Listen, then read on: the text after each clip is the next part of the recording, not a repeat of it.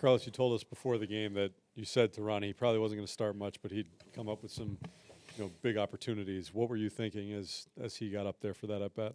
Baseball, it's crazy, right? We talk about it. I'm having a conversation with him that not necessarily because your name is not in the lineup, you still having a pretty important role. And sure enough, as the game unfolds, we had them ready since the 7th inning with a lot of the righties that are they got all righties on that bullpen, but couple of them in particular are very tough right on right. So we knew right away that we needed to have those guys ready, and he was ready to go. And I'm proud of him. I'm glad that he was able to get the job done. Big moment for him, for the team. Obviously, they know how hard and it's been for him. Not only going through injuries, but the whole year itself last year when he didn't play much. He goes down to AAA and he comes back up today and gets a huge hit for us. He goes to show you that we're going to need everyone in here. And everyone that walks through those doors, they're important. And they're going to contribute. We're going to give everyone a chance. And like I said, I'm glad that he got the job done today. I know that every year is a different year, but obviously a big storyline last year was your inability to come back late, and we've seen this now a number of times already early on. What type of a culture do you feel like this particular group is establishing in game? We're never out of games. We want to continue to grind at bats, and it's a good feeling in the dugout, understanding that we get one guy on, we got the ability to continue to move the line, keep the line moving. And it's good to see it this early, especially with what you mentioned, what we went through last year and the stats that were crazy. It's hard to explain. It's baseball too, right? And here we are within the first 10, 11 games coming back. Is good. It's good to see it. But again, I think guys trusting each other, trusting their preparation, their game plan, not panicking, and just continue to have fun and continue to have good at-bats. Tony? Mauricio was obviously aggressive in that bat, got down 0-2, and then managed to come through. What did you just see from him within that at-bat in general? I like that he stay on the fastball.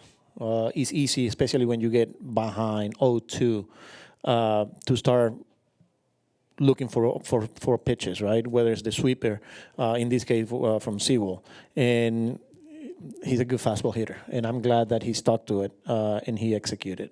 So, Max,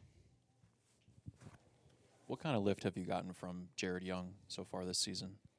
He's going to continue to give you professional at bats. I think today is one of those nights that ball doesn't go out. It was like 107 at 39 on 37, something like that. Like, that ball should be in the bullpen.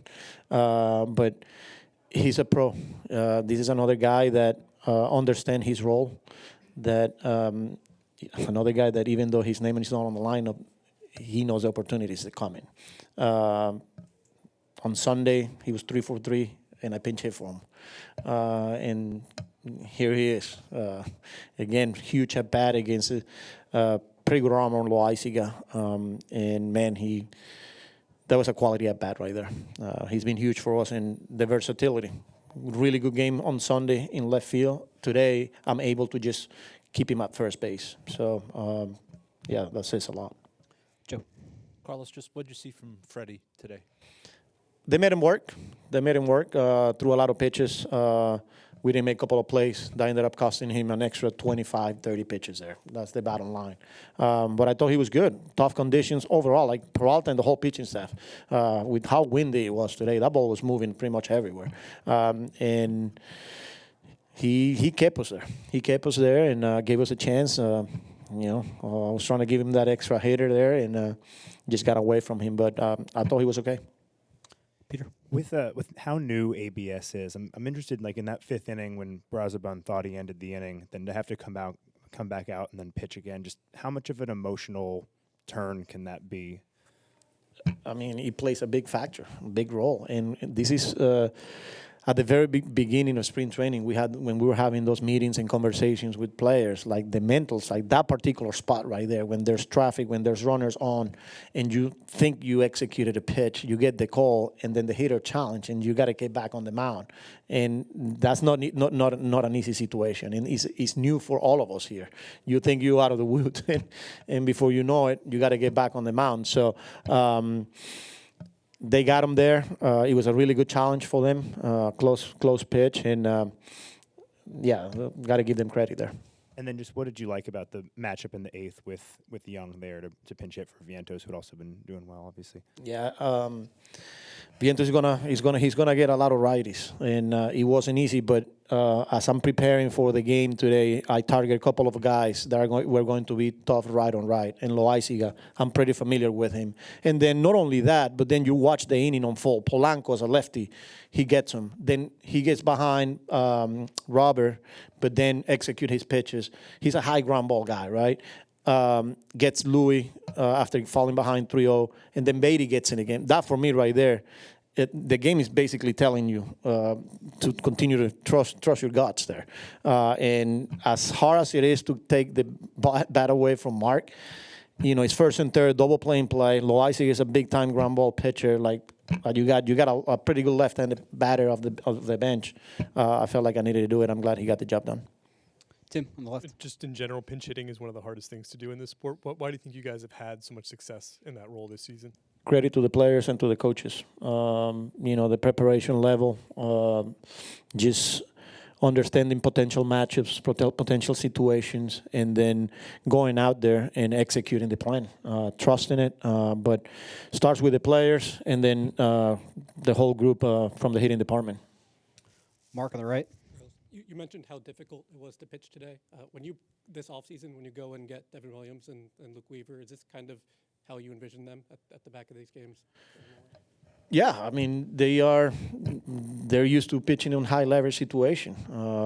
That's what we brought them in for, to lock the games down, to keep games in there for us. And today was a perfect example.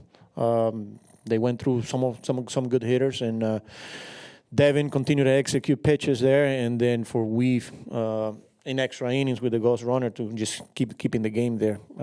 They're used to it. They're important part for this team, and they're going to continue to get big outs for us. Tony?